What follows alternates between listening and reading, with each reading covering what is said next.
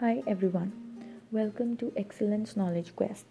Today in this video we will be discussing about the highlights of the Union Budget 2021-22 which was represented by the Union Minister for Finance and Corporate Affairs Srimati Nirmala Sitharaman on 1st February 2021.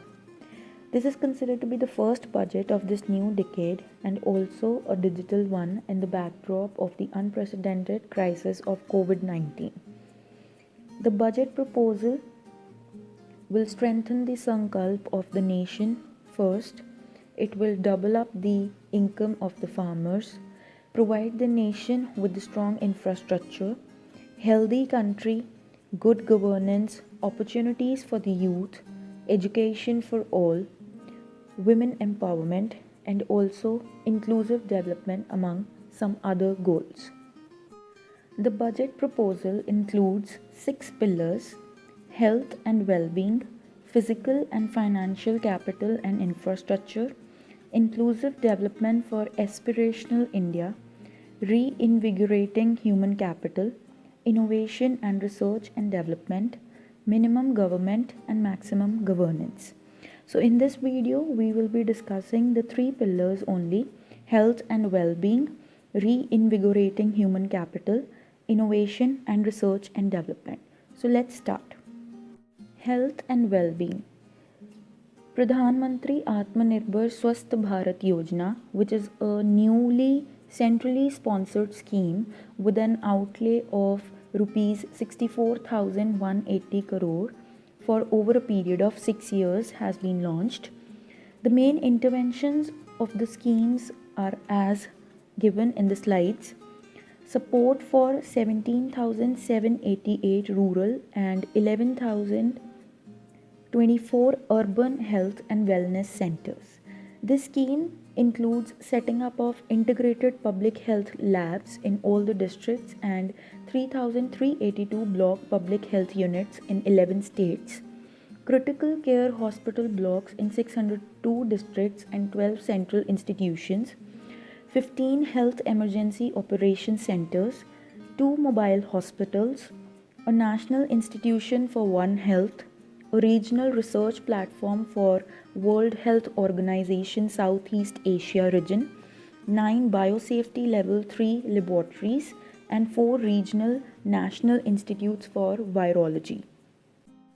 The scheme also includes strengthening the National Center for Disease Control, its 5 regional branches and 20 metropolitan health surveillance units, expansion of the Integrated Health Information Portal to all the states and union territories for connecting all public health labs, operationalizing 17 new public health units and strengthening 33 existing public health units at points of entry, which is at 32 airports, 11 seaports, and 7 land crossings.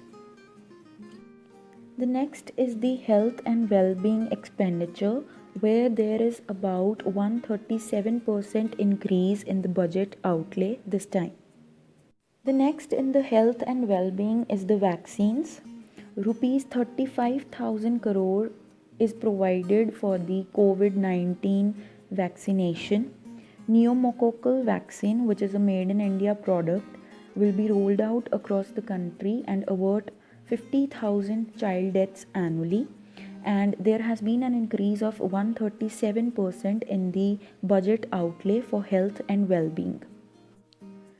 Under nutrition, strengthening of the nutritional content, delivery, outreach, and outcome, supplementary nutrition program and Poshan Abhiyan will be merged under Mission Poshan 2.0 and adopting an intensified strategy for improving nutritional outcomes across 112 aspirational districts will be considered.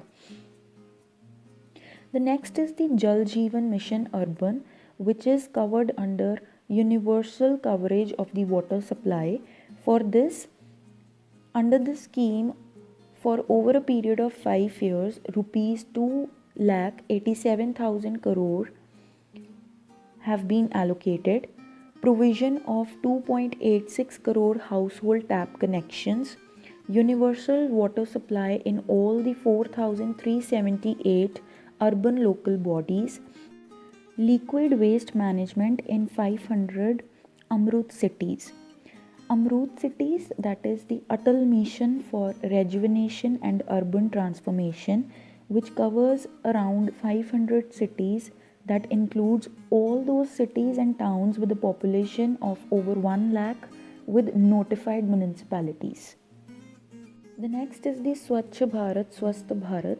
The Urban Swachh Bharat Mission 2.0 will be implemented with a total financial allocation of rupees 1,41,678 crores for over a period of 5 years.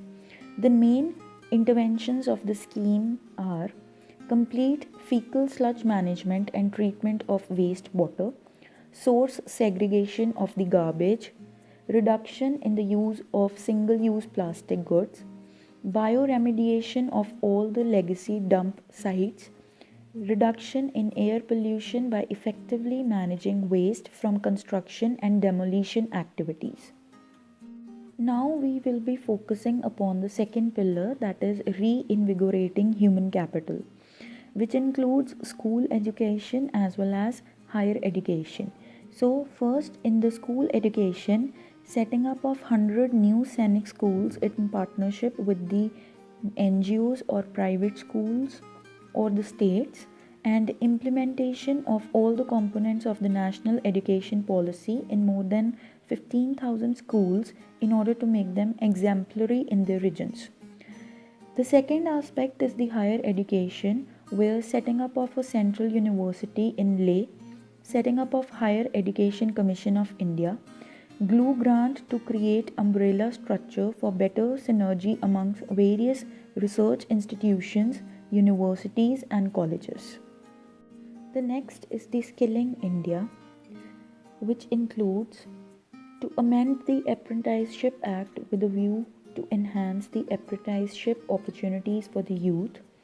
An initiative is underway in partnership with the UAE in order to benchmark skill qualifications, assessment, and certification, which will be accompanied by deployment of certified workforce. To have a collaborative training intertraining program between India and Japan for transferring the Japanese industrial and vocational skills, and to realign the existing scheme of National Apprenticeship Training Scheme with an outlay of rupees 3,000 crore for provision of post education apprenticeship training of graduates and diploma holders in engineering.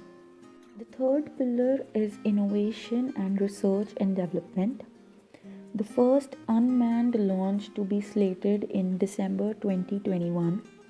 As part of the activities of Gaganyaan mission, 4 Indian astronauts are being trained on generic space flight aspects in Russia.